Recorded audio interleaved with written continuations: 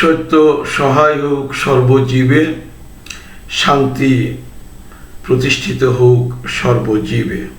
সম্মানিত সুধী, নিয়মিতভাবে যেই ক্লাস চলতেছে, যারা মুর্শিদ হতে চান শুধুমাত্র তাদের জন্য সেই ধারাবাহিক পাঠের অংশবিশেষ আদ-দুরুসুল আরাবিয়া ইবতেদায়ী প্রথম শ্রেণীর যে ক্লাস চলছে সেটার ৬ষ্ঠ পর্ব শুরু করতে চলেছি। তো এই ৬ষ্ঠ পর্বে আমরা যেটা শিখব সেটা হলো, আজকে আমরা যে পাঠটা করব সেটা আদ-দারসুত-তাসিউ, মানে নবম পাঠ। আদ-দারসুত-তাসিউ নবম পাঠ। তো নবম পাঠে আমরা 4টি হরফ শিখব। ইতিপূর্বে আমরা 8টি হরফ শিখেছি: আলিফ, বা, তা, সা, জিম, হা, খা। এই 8টি সঙ্গে একটি হামজাকে শিখেছি, দিয়ে মোট 8টি হরফ আমরা শিখেছি। সেই 8টি হরফের অনুকূলে 8টি নাম শিখেছি। তার পাশাপাশি আরও 5টি ফুলের এবং 5টি ফলের নাম আমরা শিখেছি। তো এই পর্বে আমরা আরও 4টি হরফ শিখব। 4টি হরফের এই 2টি হরফ দাল এবং জাল। এই দাল এবং জাল হরফ দুটি একই রকম, শুধু দাল হরফের উপরে নোক্তা নেই, জাল হরফের উপরে নোক্তা আছে একটি। আর রা এবং জা এর 2টি হরফ দেখতে একই রকম, রায়ের উপরে কোনো নোক্তা নেই, রায়ের উপরে নোক্তা আছে। তো এই 4টি হরফ আমরা এই পাঠে শিখব: দাল, জাল, রা, জা।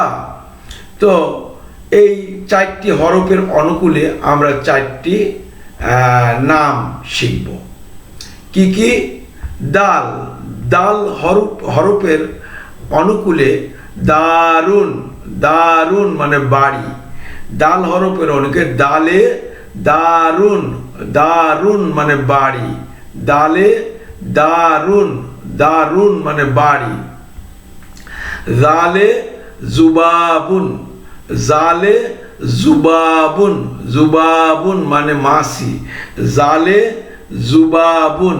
জুবাবুন মানে মাসি।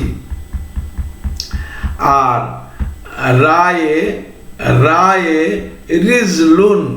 রিজলুন মানে পা। রায়ে রিজলুন। রিজলুন মানে পা। রায়ে রিজলুন। রিজলুন মানে পা। আর জায়ে জারাফাতুন মানে জিরাফ। জারাফাতুন মানে জিরাফ।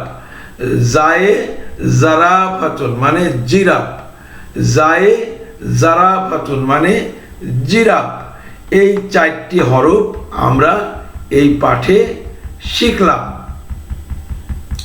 তো এই 4টি হরফের অনুকূলে আমরা শিখলাম হচ্ছে 4টি আরও অতিরিক্ত হরফ। এ দিয়ে আমরা সর্বমোট 12টি হরফ শিখলাম। এই 31টি হরফের মধ্যে মূলত আমরা 30টি হরফ, 31টি হরফের মধ্যে মূলত আমরা 12টি হরফ শিখলাম কেমন। তো দালে দারুন, জালে জুবাবুন। জালে জুবাবুন। আর রায়ে রিজলুন। রায়ে রিজলুন। রিজলুন মানে পা। আর জায়ে জারাফাতুন। জারাফাতুন মানে জিরাফ। তাহলে দালে দারুন। দারুন মানে বাড়ি। জালে জুবাবুন। জুবাবুন মানে মাসি। রাতে রিজলুন। রিজলুন মানে পা। আর জায়ে জারাফাতুন। জারাফাতুন মানে জিরাফ।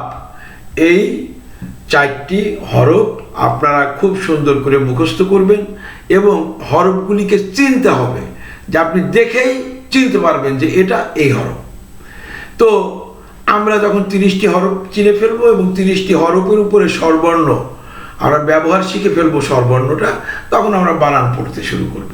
তো তাই বানান পড়ার পূর্বে অবশ্যই আমাদেরকে হরফগুলি চিনতে হবে, প্রত্যেকটি হরফকে দেখেই যেন চিনতে পারি যে কোনটা কী ধরনের হরফ, এবং প্রত্যেকটা হরফের অনুকূলে আমরা একটি করে নাম শিখে যাচ্ছি। এই নামগুলি দিয়ে পরবর্তীতে আমরা কথোপকথন করব বা কথা বলবো। তো আজকে এ পর্যন্তই পাঠ শেষ করছি। সকলের উপরে শান্তি বর্ষিত হোক, সত্য সহায় হোক সর্বজীব।